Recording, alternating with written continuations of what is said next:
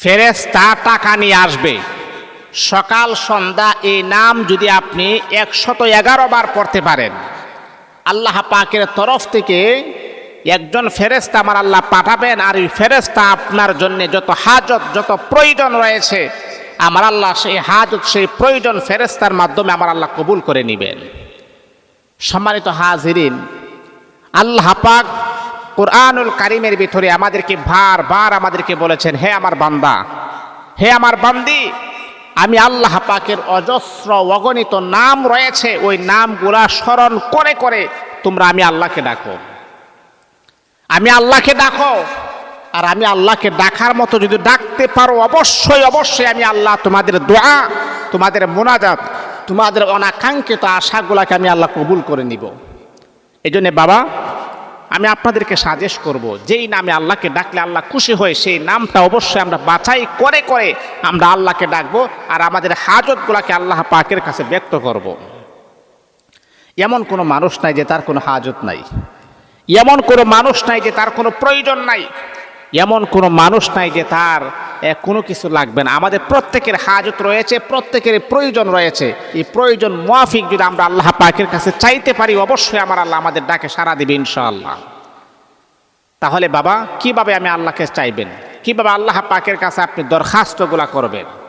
আল্লাহ পাকের এই নামটা আপনি 111 বার আপনি পড়বেন। এই আল্লাহ তাআলার বান্দা, যেই নাম সকাল সন্ধ্যা যদি আপনি 111 বার যদি আপনি পড়তে পারেন, আল্লাহ পাক রব্বুল আলামিন আপনার হাজত পরিপূর্ণ করে দিবেন। এবং আপনার টাকার প্রয়োজন, এই আল্লাহ তাআলার বান্দা আপনার সম্পদের প্রয়োজন, আল্লাহ পাক রব্বুল আলামিনের কাছে যদি আপনি চাইতে পারেন, আমার আল্লাহ আপনার মনের অনাকাঙ্ক্ষিত আশাগুলাকে আমার আল্লাহ কবুল করে নিবেন। 21 বার আপনি ইস্তেগফার পড়বেন, ইস্তেগফার পড়বেন। আস্তাগফিরুল্লাহ রাব্বি মিন কুল্লি যামবি ওয়া আতুবু ইলাইহি লা হাওলা ওয়ালা কুওয়াতা ইল্লা বিল্লাহিল আলিয়্যিল আযীম। ইস্তেগফার এটা আপনি 21 বার আপনি পড়বেন। উযু করে নেবেন। প্রথম উযু করার পরে একটা নীরব নিস্তব্ধ একটা জায়গাতে, যাতে করে আমল করলে কেউ যেন ডিস্টার্ব না করে। আমলটা করতে হবে, একাগ্রতার সাথে আমলটা করতে হবে। আল্লাহ পাক এমন ভাবে আপনি ডাকবেন যাতে করে আমার আল্লাহ আপনার হাজত পরিপূর্ণ করে দেন। একাগ্রতার সাথে আমলটা আপনি করবেন।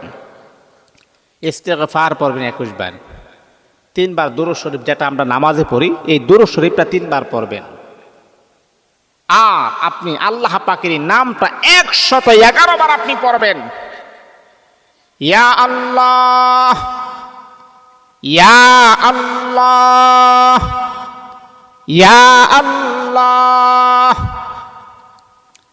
বন্ধুরে আমার, এই নামটা 111 বার আপনি পড়বেন। 111 বার পড়ার পরে তারপরে আবার 3 বার দুরূদ শরীফ পড়বেন। 3 বার দুরূদ শরীফ পড়ার পরে মালিকের কাছে 2 খানা হাত বাড়াইবেন আর বলবেন, রব্বুল আলামিন, তুমি তো তোমার বান্দার মনের খবর, দিলের খবর জানো। আল্লাহ, কোন আশা নিয়ে তুমি মালিকের কাছে 2 খানা হাত বাড়াইছি তুমি তো ভালো করে জানো রে আল্লাহ। এমনভাবে যখন আপনি দোয়া করবেন, আল্লাহ পাক রব্বুল আলামিন কুদরতি ভাবে ফেরেশতা পাঠাই আপনার হাজত আমার আল্লাহ পূরণ করে দিবেন।